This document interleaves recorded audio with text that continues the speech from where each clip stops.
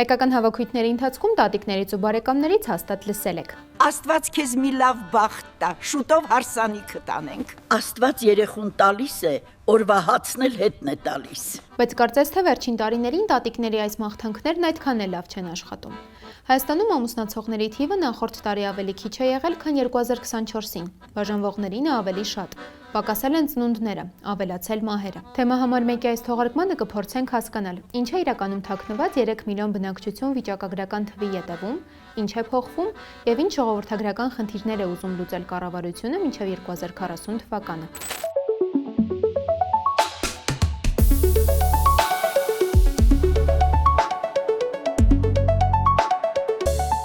Երբ խոսում ենք պետության հզորության մասին, հաճախ հիշատակում ենք ՀՆԱ-ն, տնտեսության ակտիվության ցուցանիշը կամ բանակը, սակայն այս ամենի հիմքում մեկ գործոն է՝ մարդը։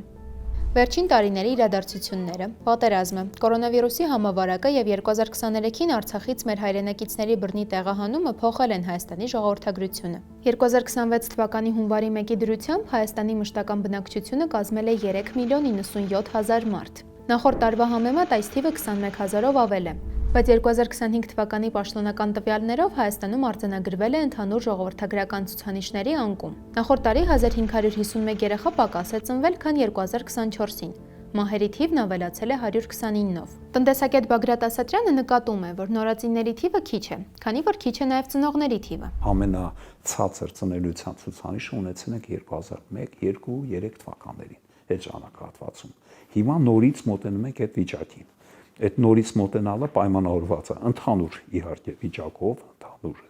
նաև այդ անորոշության որ կա, երկրորդը հենց 22-21 թվականներին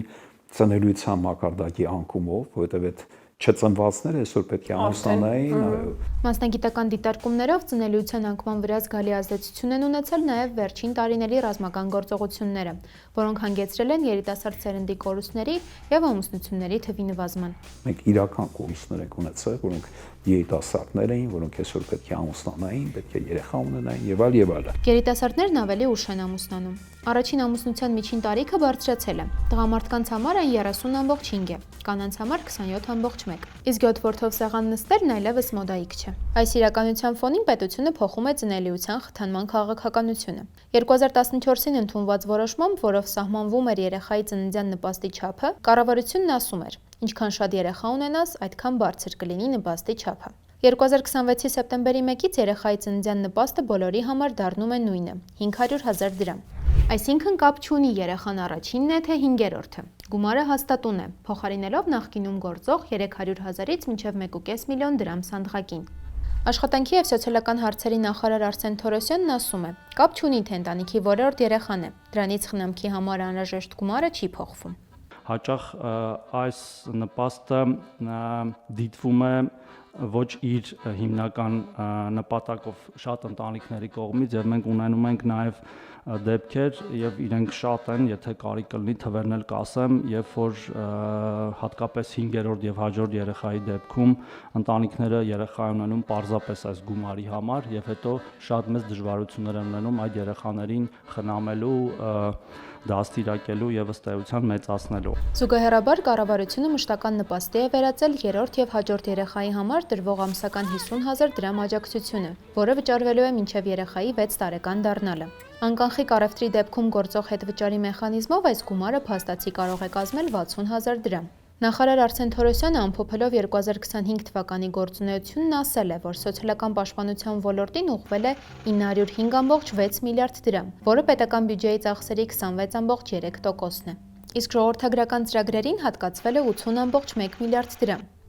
Թվային պատկերը հետևյալն է. երրորդ երեխայի աջակցության ծրագրից օգտվել է 45,103 երեխա։ Մինչև 2 տարեկան երեխայի խնամքի նպաստ է ստացել 67,943 շահառու, իսկ միանվագ նպաստ 37,420 երեխա։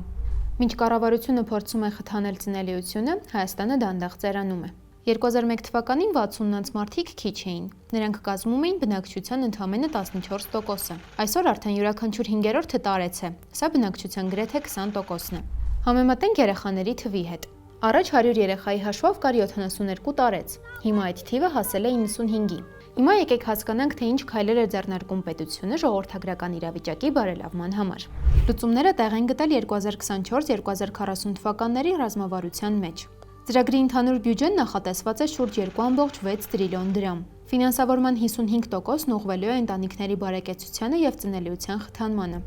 Ռազմավարությունը հենվում է 4 սյունների վրա. առողջության խթանում, ընտանիքի բարեկեցություն, թիրախավորված միգրացիա եւ ակտիվ ծերություն։ Մինչև 2040 թվականը պետությունը ձգտում է հասնել կոնկրետ ցուցանիշների։ Մասնավորապես, ծնելիության գործակիցը նախատեսվում է հասնել 1.8 մակարդակի, այսինքն յուրաքանչյուր 10 կնոջ հաշվով 18 երեխա, նախկին 16-ի փոխարեն։ Կյանքի սպասվող տևողությունը պետք է բարձրանա մինչև 80 տարի։ 65-ից բարձր տարիքի բնակչության զբաղվածությունն էլ պետք է հասնի 28%-ի։ Ռազմավարության իրականացման մեջ ներգրաված են 9 նախարարություններ։ Հիմնական բյուջետային հատկացումները նախատեսված են առողջապահության եւ աշխատանքի եւ սոցիալական հարցերի նախարարությունների համար։ Ռազմավարությունը վերանայվելու եւ թարմացվելու է յուրաքանչյուր 5 տարին մեկ, ըստ ընթացիկ արդյունքների եւ արդյունավետության։ 2023-ի մարտին, երբ ժողովրդագրական նոր ռազմավարությունը դեռ մշակման փուլում էր, վարչապետը խոստովանում էր. Տպավորությունս ընդհանուր առմամբ դառն էր, որովհետև ժողովրդագրական վիճակի հետ կապված մենք բոլորիս հայտնի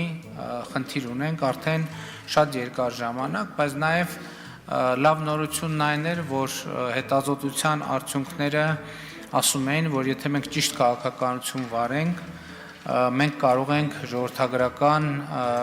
դինամիկայի մեջ էական շոշափելի եւ տեսանելի փոփոխություն մտցնել։ 2025-ի ապրիլին այդ ժամանակ падգամավոր Արսեն Թորոսյանը, որ ամիսներ հետո դարձավ աշխատանքի եւ սոցիալական հարցերի նախարար, ավելի համարձակ գործելու կոչ արեց, բերելով Ուզբեկստանի օրինակը։ Մենք կարող ենք ավելի համարձակ գտնվել այս հարցում, որտեվ ես մասնակցել եմ նաև ժողովրդագրության ռազմավարության քննարկումներին, իմ կարծիքով մենք այնտեղ մի քիչ ավելի վախենալով ենք այդ ծրագրերը գրել, որտեվ կան երկրներ եւ մեր նման երկրներ, հետսովետական երկրներ, որոնք կարողացել են օրինակ 10 տարվա մեջ 2.1-ը դարձնել 3.3 եւ աճող բնակչություն ունենք, օրինակ Ուզբեկստանը։ 2025-ի վիճակագրությունը հուշում է, որ միայն բյուջետային հատկացումներն ու նպաստների վերաձևակերպումը բավարար չեն։ Ժողովրդագրական դինամիկան փոխելու համար պետք է ոչ միայն ֆինանսական գործիքակազմ, այլև այնպիսի կանխատեսելի միջավայր, որտեղ տատիկների մաղթանքները կհամընկնեն վիճակագրության հետ։ Թեմա համար 1-ի հաջորդ թողարկումը դիտեք հաջորդ շաբաթ օրը 12:30-ին։ Այն բաց չթողնելու համար բաժանորդագրվեք մեր YouTube-յան ալիքին, հետևեք մեզ նաև սոցցանցերում։ Եվ եթե կարևորում եք մեր աշխատանքը, միացեք մեր Patreon-ին, վճարելով ամսական սկսած ընդամենը $2-ից։